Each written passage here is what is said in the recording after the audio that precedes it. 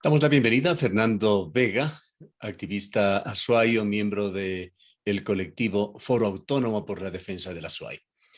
Hay preocupación en el país en el tema de seguridad, al punto que el presidente de la República, en un intento de lograr compromiso por parte de los alcaldes, los ha convocado. Este lunes se reúne el presidente con 221 alcaldes del país. Entiende que habrá una asistencia mayoritaria. Estos temas de seguridad surgen, entre otras cosas, porque se va evidenciando que en distintas ciudades, incluyendo Cuenca, las posibilidades de las ciudades para garantizar un ambiente de convivencia segura, pacífica, se van desbordando. Quisiéramos conocer su punto de vista. Bueno, efectivamente, esta situación de límite al que el país está llegando en los temas de seguridad, pues muestra una urgente necesidad de superar las deficiencias del manejo global del Estado, ¿no? Este manejo centralista, además descoordinado, que se ha impuesto a partir de una constitución que podía haber dado mejores resultados, pero que en realidad ha disgregado la posibilidad de coordinación entre las distintas niveles y esferas del Estado, ¿no? Los gobiernos locales han perdido peso de gobierno local autónomo, reducidos a ejecutores de competencias, además ligados a las transferencias del centralismo, ¿no? Me parece que la invitación del presidente muestra precisamente que este modelo de Estado, de administración, de Estado unitario no funciona y que es necesario realmente una mucha mayor coordinación y una corresponsabilidad y coordinación, repito, de todos los niveles del Estado, ¿verdad? Ojalá que no sea quererle simplemente transferir, porque así puede ocurrir, ¿no? Que se les transfieran a los gobiernos locales obligaciones sin presupuestos, ¿no? Es decir, una especie de cesión de competencias o de inclusión en las competencias del Estado central, pero sin mayores apoyos. Es decir,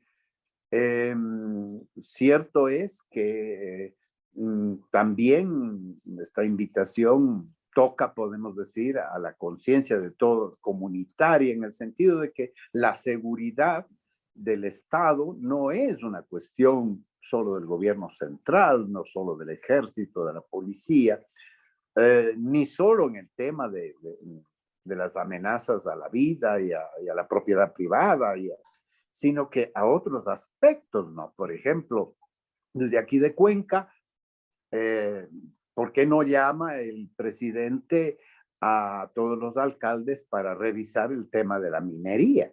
Es decir, ¿cómo es posible que no sea parte de la seguridad jurídica y de la seguridad ambiental, ¿no es cierto? O sea, creo que hay que volver también entonces, y en estos espacios los alcaldes deberían plantear otros aspectos de la seguridad, porque la seguridad es integral, no es solo un aspecto. Entonces, a ver, vamos a respetar más y a valorar más la participación de los territorios, de los gobiernos autónomos en todos los aspectos, no solo cuando el gobierno central se encuentra desbordado por un problema mayor. Pero evidentemente tenemos que asumir como ciudadanos, como territorios, como gobiernos locales, nuestras propias responsabilidades en todos los temas de la seguridad. Y en Sin desmerecer, particularmente, por supuesto, estos otros temas que significan también violencia, a veces violencia desde el poder, atropello a los derechos de los ciudadanos. Por el momento continuemos en los temas de delito común, de sí. seguridad, de violencia, de muerte. Hay allí una especie de, no sé si llamarlo utopía o de una falsa percepción, falsa imagen que persiste, que lo repiten incluso las autoridades, en el sentido de que Cuenca es mucho más segura que el resto de ciudades. Algunos índices, pues sí se llevan estadísticas en Cuenca, dicen lo contrario. Mientras el índice de muertes violentas en cifra por 100.000 habitantes anuales en el país está en los 14. Cuenca registra una cifra de 11, que es sumamente alta. En delitos de género, en feminicidio, Cuenca va adelante en estas cifras que en el resto de otras ciudades ecuatorianas. Las cifras de suicidio son preocupantes en algunos cantones de la provincia de La Suay, en la propia ciudad de Cuenca. Hay esta especie de, diríamos, falsa impresión, falsa imagen que aún se sigue transmitiendo cuando Cuenca es una ciudad insegura. En este fin de semana hemos tenido que vivir por lo menos 2 delitos de gente cercana que vieron asaltados sus domicilios, despojadas todas sus pertenencias y en el mejor de los casos lo que hacen como buenos ciudadanos es denunciar a las autoridades para que quede una estadística más, sin esperanza de que esto sea resuelto. Bueno, Cuenca siempre, es decir, no existen islas en un mundo tan globalizado, con tanta movilidad, ¿no es cierto?, donde los virus naturales y sociales se expanden de manera tan rápidamente, donde se buscan nuevos mercados, por ejemplo. Hay que pensar que el delito hoy es un emprendimiento económico en el Ecuador, ¿no es cierto? Y entonces van buscando nuevos nichos, nuevos mercados, se hace igual que hace la industria, la empresa, buscar nuevos nichos de mercado, nuevos espacios. Los delincuentes también lo hacen y buscan las debilidades. Y Cuenca, en su tradición, yo diría que no ha estado exenta de este tipo de violencia. Recordemos que no sé si todavía sigue estando vigente Morochoquigua, por ejemplo, que Morochoquigua ha sido la fábrica de rateros y de robacasas y de pillos, ¿no es cierto?, en las proximidades de la ciudad, donde ni siquiera la policía entraba, ¿no? Sí, es un reducto de alguna forma tolerado por las autoridades. Tolerado por las autoridades. Entonces, pues no sé, y Cuenca es vulnerable. ¿Por qué es vulnerable? Mire, el otro día me contaban aquí, en el edificio, en un edificio cercano aquí a mi casa, 2 tipos entraron, subieron a un departamento de un edificio de 10 pisos, sabían exactamente que no estaban los dueños. Entraron, abrieron una caja fuerte y se llevaron $140,000. Es decir, ese grado de precisión quirúrgica, ¿no es cierto? ¿Qué quiere decir eso? Que muchas de las personas que trabajan ya entre nosotros tienen vínculos, son informantes, son parte de la inteligencia que hace el mundo criminal para extender y captar los beneficios de su Es que trabajo, hay ¿no es una cierto? delincuencia sofisticada mientras el Estado, sus instituciones, hablando tanto de gobiernos locales como de gobierno nacional, no se equipara ni siquiera en lo tecnológico al grado de sofisticación que ha alcanzado la delincuencia. Así es. La utilización de la tecnología, la utilización de los sistemas de inteligencia, la utilización de armamento y de herramientas de logísticas, ¿no es cierto? Muy verticales y eficientes, porque en el mundo de la delincuencia las órdenes se cumplen, mientras el Ecuador vive en ese marasmo de bronca institucional donde todas las instituciones del Estado se pisan las mangueras, ¿no es cierto? Alguien hoy veía en las redes sociales, el único país del mundo que para recuperar lo robado se necesita tener una ley.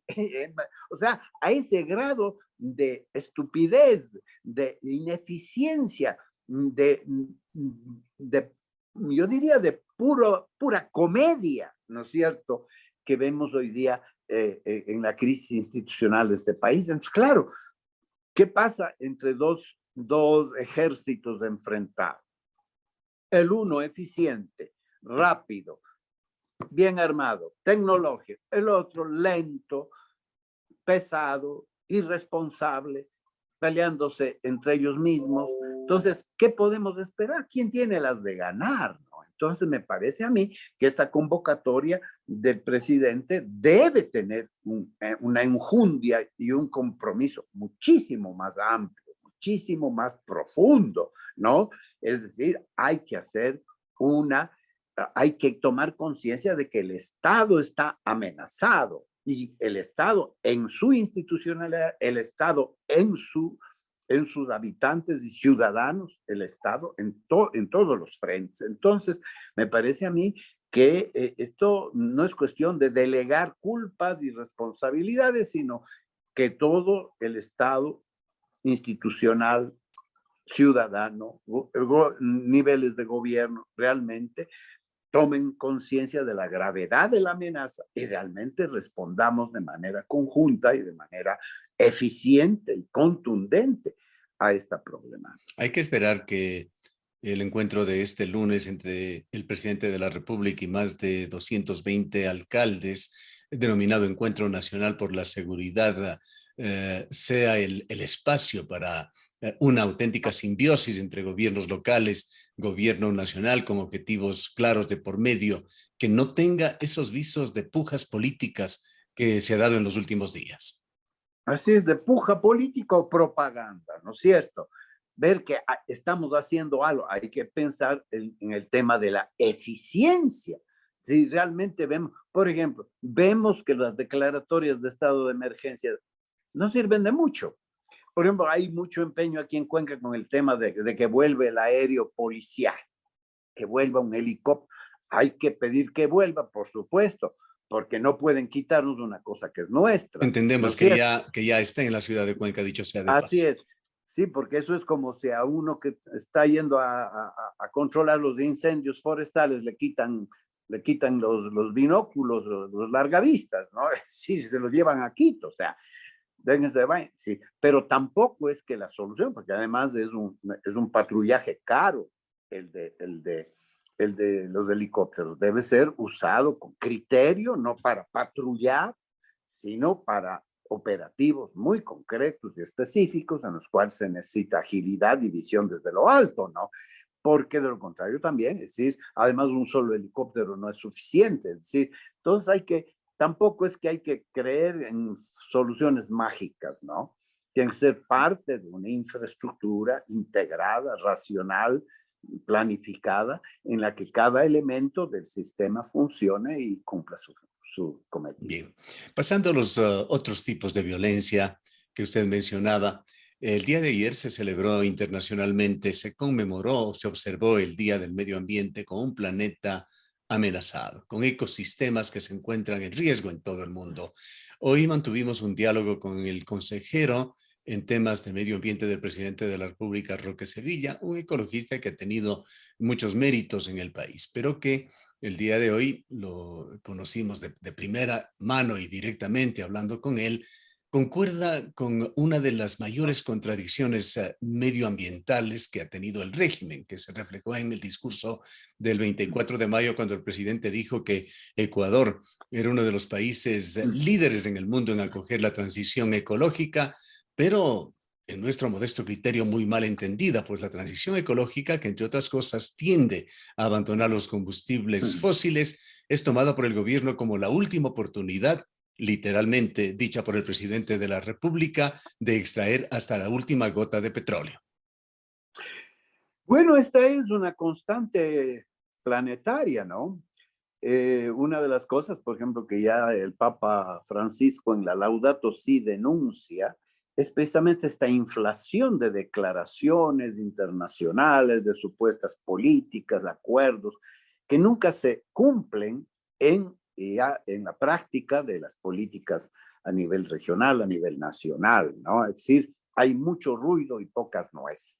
Pero en el Ecuador eso ya ha adquirido un carácter, yo diría, esquizofrénico, ¿no es cierto? Una doble personalidad del ser del Estado ecuatoriano y de los políticos y de los gobiernos, ¿no? Proclamando su adhesión a la ecología y al cambio climático y todo lo demás, van y hacen, cuando ya llega la hora de tomar decisiones, hacen todo lo contrario, hacen todo lo diametralmente opuesto, ¿verdad? Sí, en la medida en que haya plata, porque este es el tema, que también hay un ecologismo que no hace otra cosa sino repetir los vicios del gran capital, que es donde hay plata, ahí sí nos metemos, ¿no? Pero en el caso del Ecuador es donde hay donde no nos dan plata desde afuera, entonces nosotros vamos a sacar plata de donde no se debe sacar. Es la tesis lamentablemente esgrimida por Roque Sevilla. Él dice, con ese dinero del petróleo podremos invertir en sistemas de energía ecológicos sustentables. Bueno, es que ese era el discurso del propio Correa, ¿no? Vamos a extraer hasta la última gota de petróleo y el último gramo de oro para desarrollar el país y para salir de la pobreza, ¿no? Cuando está demostrado que ningún país sale de la pobreza con la explotación, la colonización y explotación de los recursos naturales no renovables, ¿no es cierto? Entonces, por ejemplo, en el tema de energía en el Ecuador, el cambio de la matriz energética o la reforma de la matriz energética tiene que ir a fortalecer.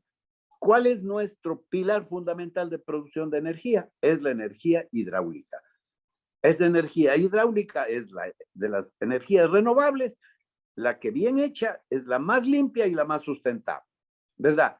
Las otras formas, energía eólica, energía para invertir en energía fotovoltaica, todas las otras energías que podemos desarrollar en el país son complementarias, son adicionales, pero el fundamental eje energético del país es el hidroeléctrico.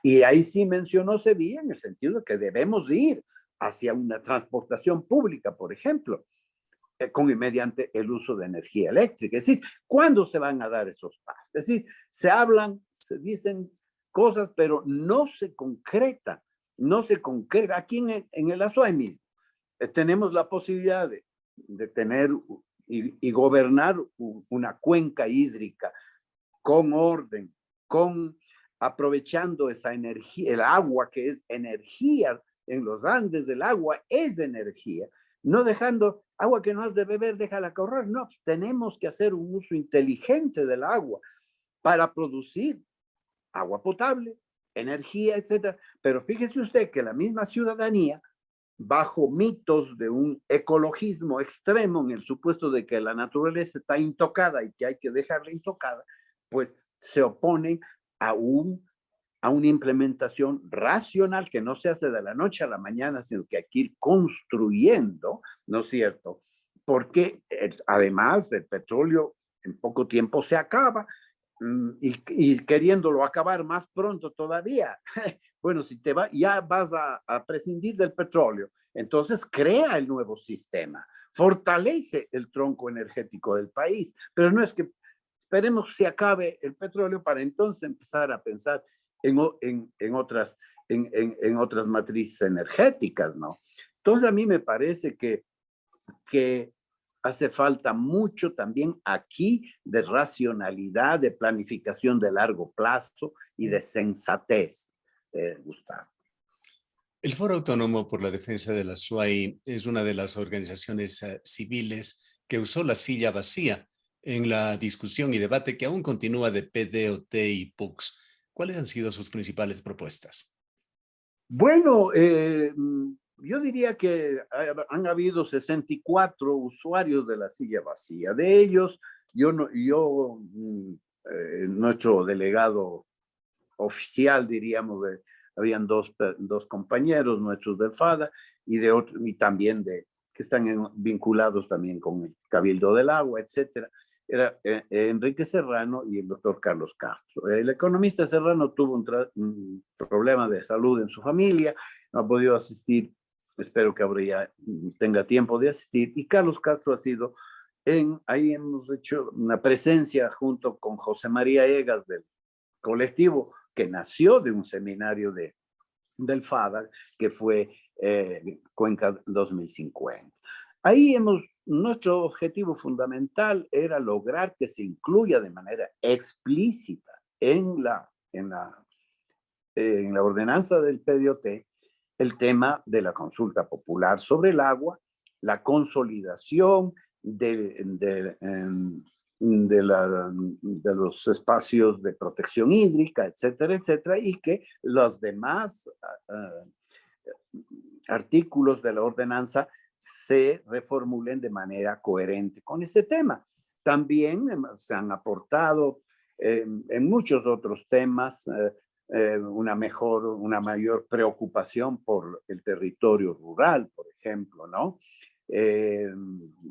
Criterios más equilibrados para las zonas de transición entre lo urbano y lo rural, que generan problemas, etcétera.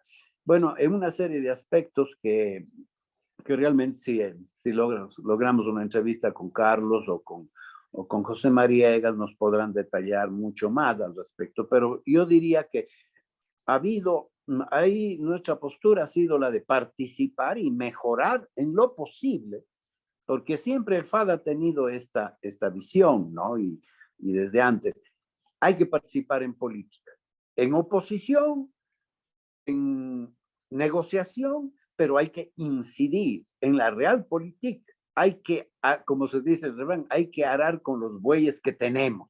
No podemos esperar recuperar el uro con toda su poder. Es que tenemos, cuando ya tengamos un gobierno perfecto, entonces vamos a participar. Y si no, nos excluimos de la participación. Ahora, con no. esta idea en mente, ¿cómo se pensaría influir, si no participar directamente en estas próximas elecciones, en esta democracia tan imperfecta que tenemos, en la que quizá la mayor incidencia de la gente, del pueblo ecuatoriano, es solamente cuando se deposita el voto? Bueno, yo diría que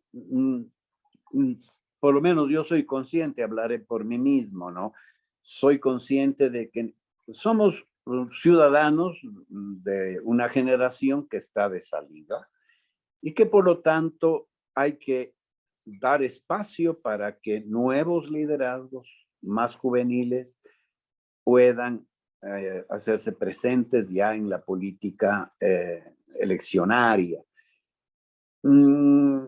Claro que esos nuevos líderes no se hacen de la noche a la mañana. Habrá que dejar que nazcan, crezcan, se fortalezcan, se criben también, ¿no? Porque estamos en una especie de corte generacional, ¿no? Entonces, como todavía lo nuevo no termina de nacer, entonces lo antiguo, nosotros tendríamos que tener una función de transmisión de, podemos decir, de valores, de formas de ser y hacer, de criterios sensatos, etcétera, ¿no? Pero eso debe ser acogido por los... Y gracias precisamente a estas alianzas con los medios de comunicación, creo que siendo pocas personas las que militamos en estos espacios de reflexión y de generación de opinión y de incidencia política, creo que sí hemos colocado muchos de los temas de nuestro grupo hoy día están presentes cuando quizá empezamos hace 2 años, muchos de los temas que ya se anunciaban como vitales en nuestras preocupaciones hoy están totalmente presentes en la actualidad. Entonces yo sí creo que en un mundo tan enredado, con tanta abundancia de opiniones antojadizas, creo que pequeños grupos que reflexionan con sensatez y que actúan con sensatez dentro del marco de lo posible, ¿no? Sí podemos influir en la opinión pública y motivar sobre todo a que vaya surgiendo un nuevo modo de hacer política desde lo local, desde hacer del ejercicio de lo local una escuela de formación política, ¿no es cierto? Desde las comunidades, etcétera. Es decir, hay que recrear esta mañana, alguien decía, la educación es la solución a largo plazo. Pero también hay que preguntarse, ¿y qué educación? Es decir, entonces, si no hay una educación participativa desde lo local, desde lo pequeño, ¿cómo se fragua? Antes habían los famosos líderes sindicales que se fraguaban en la lucha sindical desde que eran obreros, ¿no es cierto? Y se inscribían en el sindicato hasta que llegaban a ser. Ahora, por eso existen líderes eternos, porque no hay renovación. Entonces, se mueren estos señores líderes viejos y ¿quién queda? Barrido, no existen las nuevas generaciones que tomen la bandera, que reciban el testigo del pasado.